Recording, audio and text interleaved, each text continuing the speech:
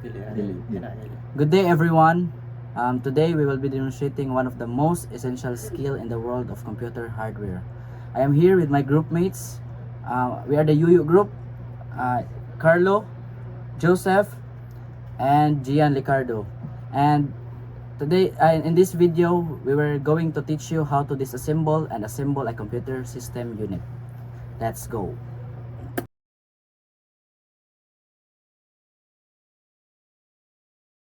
So the first step is to shut down and make sure the cables are unplugged, connected to the system unit.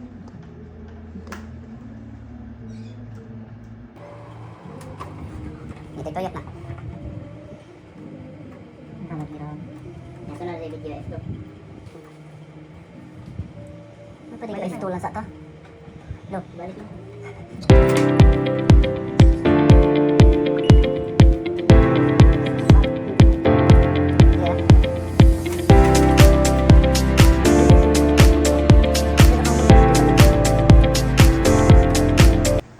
So let's disassemble first.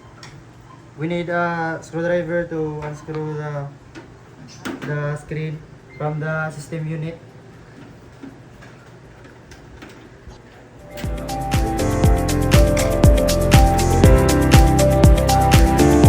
So next, let's all remove the power connectors connected to the motherboard.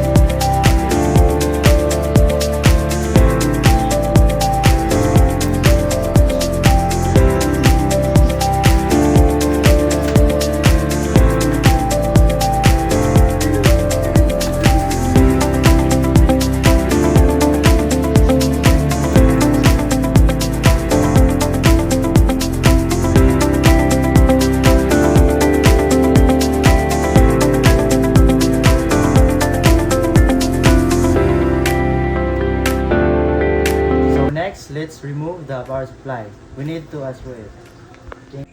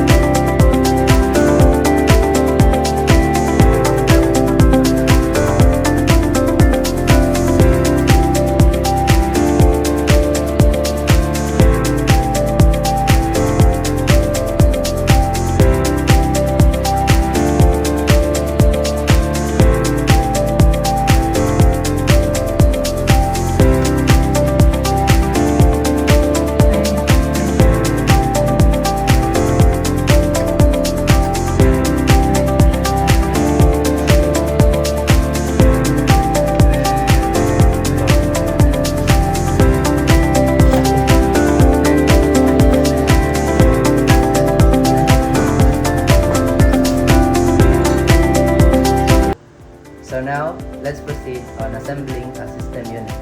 So these are the parts that are needed. First, we have a motherboard.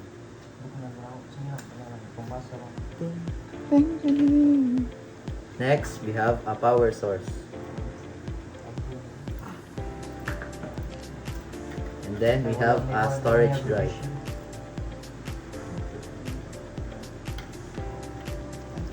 A RAM. And lastly, a CPU case. So first, let's install the motherboard.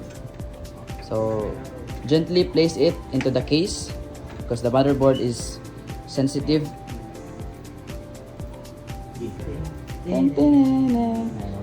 Yeah.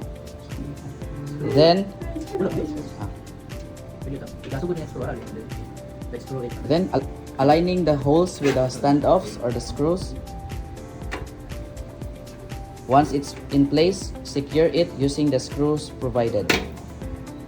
Ayun ako ihugot eh.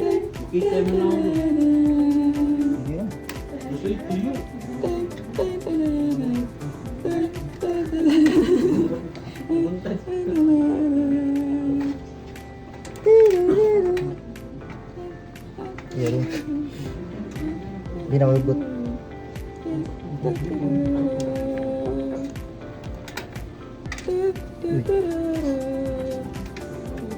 ang kumot. Ano yun mga? Parang kaya sila rin yun.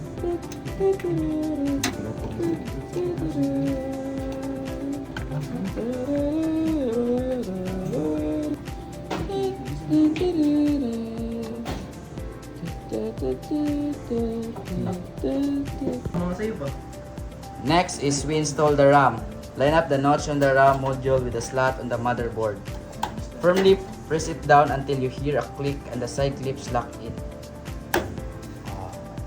Now, let's also connect one end of the SATA cable to the motherboard and the other end to your storage device, like an SSD or HDD. This allows your storage device to communicate with the motherboard.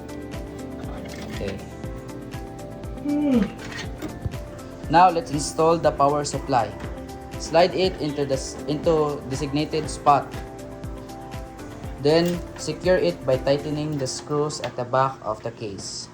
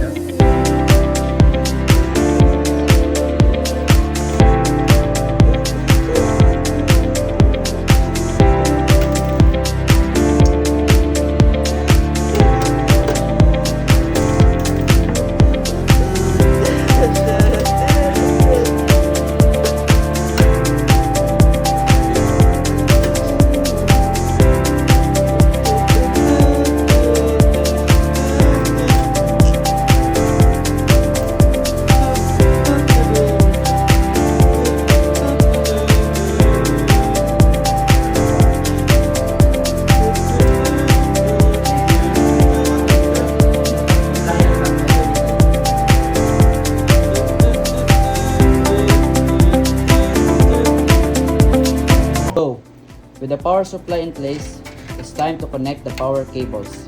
Connect the 24-pin ATX connector to the motherboard, the CPU power connector near the processor, and SATA power cables to your drives.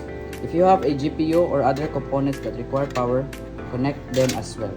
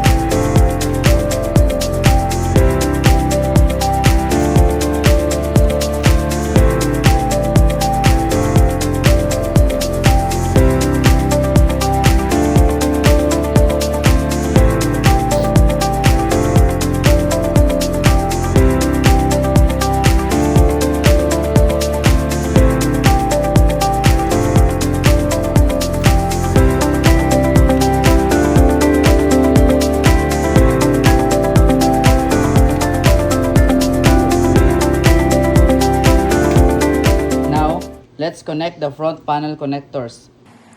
Listen. This part is crucial since we're going to connect the front panel connectors.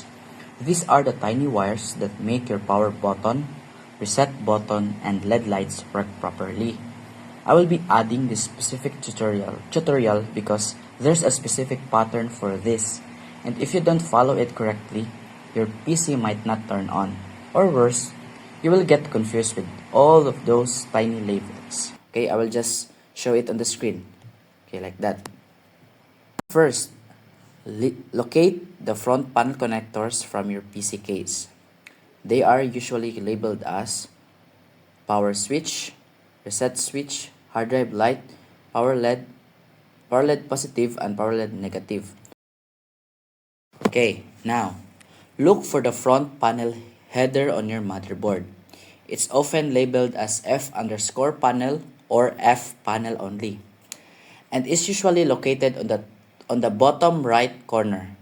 Check your motherboard manual for the exact layout. Okay, this is the guide of how you plug each wire into its correct pin. So I will show also it on the screen. So this is the guide. Okay. First, let us plug the HDD LED. Okay, connect to the HDD LED pins. The positive wire is usually colored like red or blue, and the negative is white or black. And then next is the power LED. Power LED connect to the power LED pins. Make sure the negative and the positive match correctly. Next is the reset switch. Connect to the reset pins. Okay. Next is the power switch. Connect to the two pins labeled PWR. Okay. And 9 and 10 is just disregard that because that's not our topic for today. So with that, once all wires are connected, recheck everything to make sure nothing is loose or misplaced. And that's it. After assembling, let's try our components that we built is working. So when you try, you will go to your BIOS. To go to your BIOS, you just need to press F2.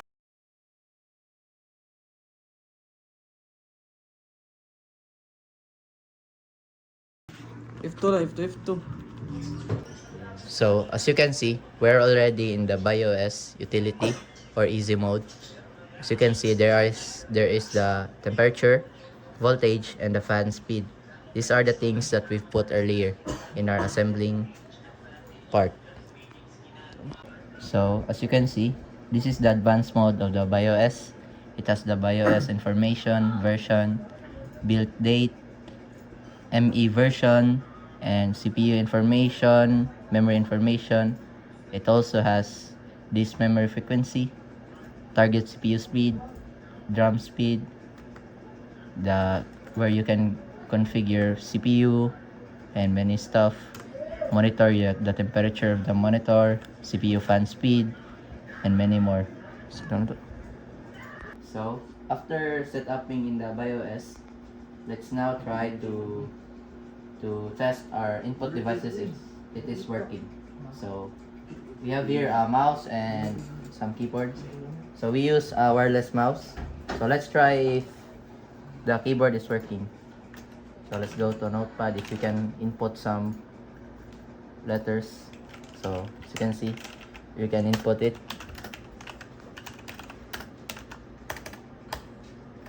Letters. You can use all the parts of the keyboard. So now let's go to the specs of the PC. Let's check if it is really working right now. So how to check it, let's go to the settings.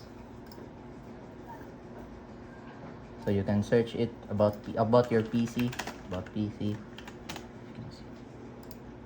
can see right there. It has an installed RAM, 8 GB. These are the things that we've put earlier. The processor, it has Intel Pentium CPU G2010. It has a graphics card 224 MB and 112 storage GB. So these are the specs of my RPC that we've built earlier. It has an installed RAM, graphics card, storage, the SSD, the Kingston, and yeah, it is also on a Windows 10 Pro OS. So I think we've built it correctly. So yeah, it's working.